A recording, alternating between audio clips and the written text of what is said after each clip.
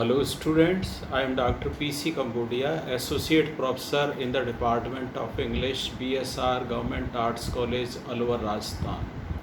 Today I shall introduce you to The Solitary Reaper, composed by William Wordsworth.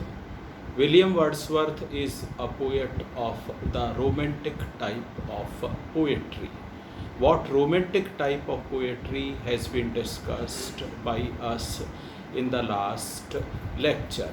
Just to remind you, it is a poetry that sings about nature. William Wordsworth treats nature as teacher, mother, guide, nurse, and whatnot. The other poets who supported this kind of romantic poetry were Shelley, Coleridge, Keats, Wordsworth, Byron. The Solitary Reaper is a poem that describes the activities of the agricultural field. Here there is a lady who comes from highland and she is involved in two types of activities. One activity is singing and the other activity is reaping.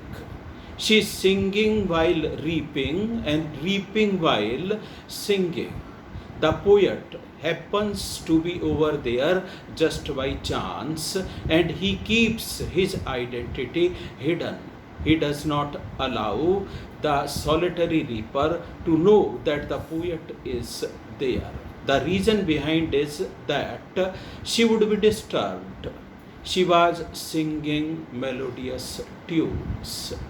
And the poet realized that the entire valley was full of her music. Here, there is a poetic device used by the poet, and that device is hyperbole, or in another words, it is exaggeration, and it means giving wider dimension to a small or trivial issue, or giving Himalayan dimension to an ordinary issue. We know that if a lady is singing, then she can enchant persons who are around her. They may be 20, 40, 100, but if the poet says that the entire valley was overflowing with music, then it is a case of hyperbole. So this device is being used by the poet.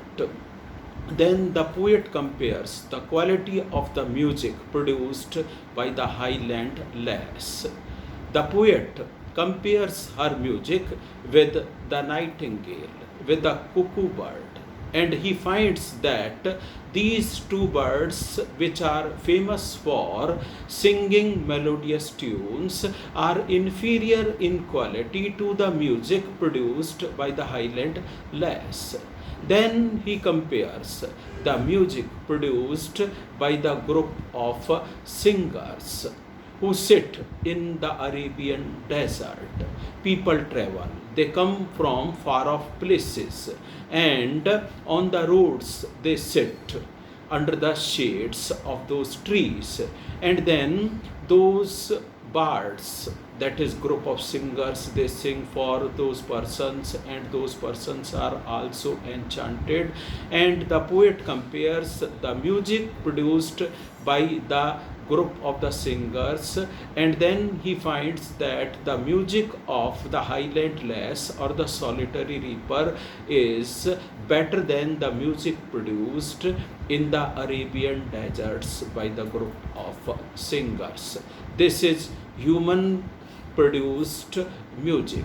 So whether it is the question of humanly produced music or whether it is the question of the music produced by the naturally singing birds, the music of the highland lass is much better in the quality.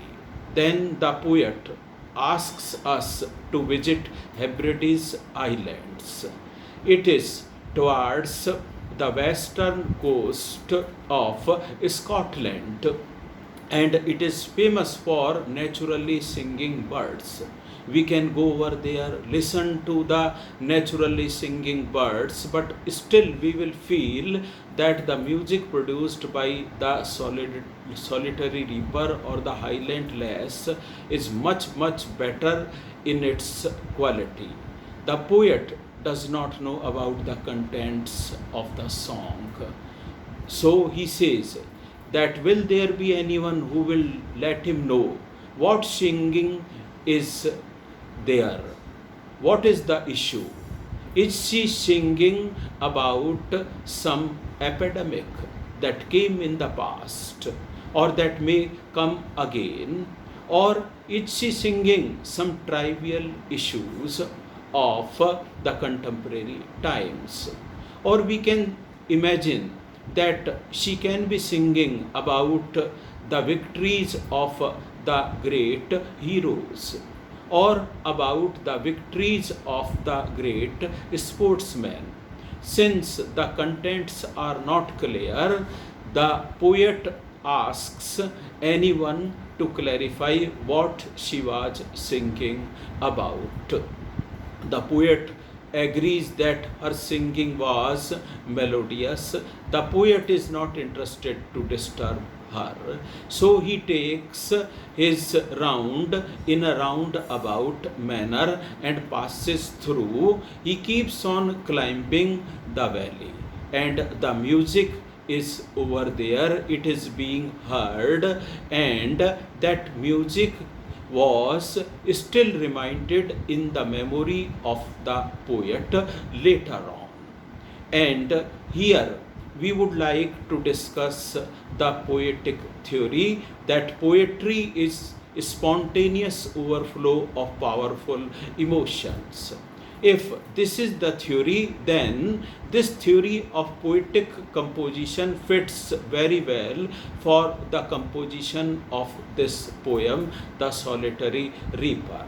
The reason is that poet was highly enchanted, he was highly fascinated, he felt enthralled, and when he came to his senses later on, recollected this incident, then he was highly overjoyed.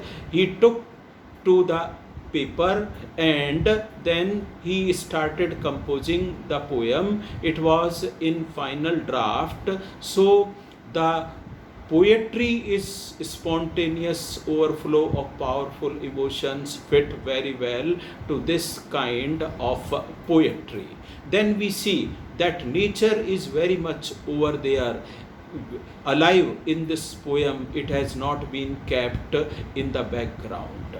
Agricultural field is there, crops are there, and then she bends over the sickle, she reaps and cuts her bundle, places them, and then all those bundles would be picked up by someone else and they would be taken to one place, and then there would be the process of winnowing. There would be the collection of picking up of those stalks which would be left in the field. So it reminds us of the naturally done activities by the peasants. This way the poem is rich in the quality of romantic type of poetry. The poet has made his efforts to bring us very close to nature, and we appreciate the poet's effort. And this way poet is also the ringleader of the romantic type of poetry. Thank you so much.